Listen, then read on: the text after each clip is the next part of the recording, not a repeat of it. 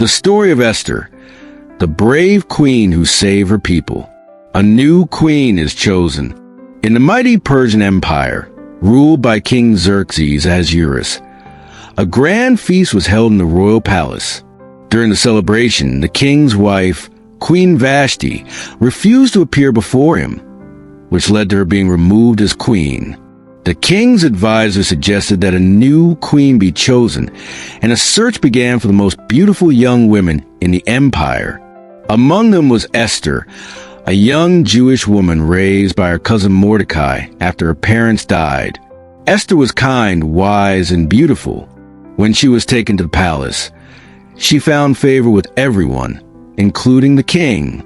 After months of preparation, Esther was crowned queen, but she kept her Jewish identity a secret, as Mordecai had advised. A wicked plot. Mordecai often sat near the king's gate, where he overheard two palace guards plotting to kill King Xerxes. He quickly warned Esther, and she told the king in Mordecai's name. The plot was stopped, and Mordecai's loyalty was recorded in the royal chronicles. But he was not rewarded at the time.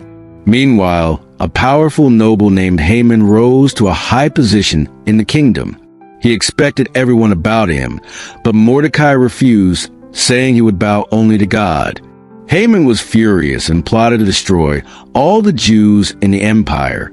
He convinced King Xerxes to issue a decree that on a set day, all Jews would be killed. Mordecai's plea to Esther. When Mordecai heard of the decree, he tore his clothes, put on sackcloth, and mourned in the streets. He sent a message to Esther, urging her to go before the king and plead for her people.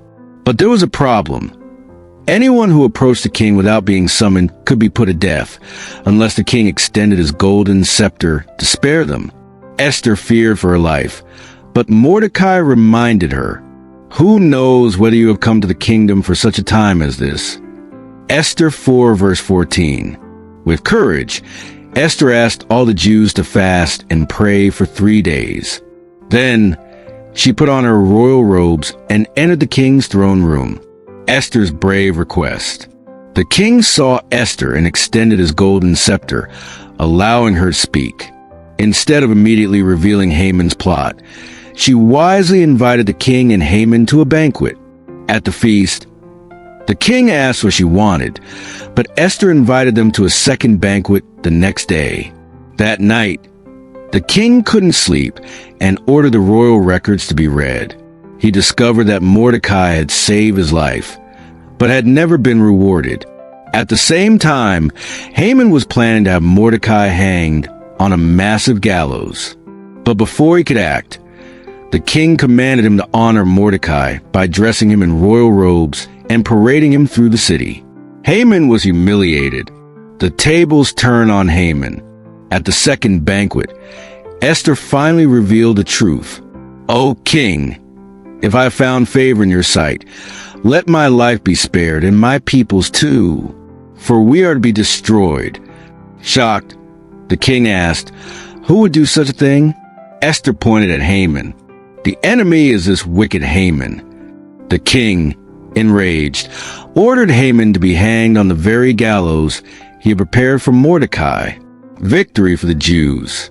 Though the king couldn't reverse the decree against the Jews, he issued a new decree allowing them to defend themselves.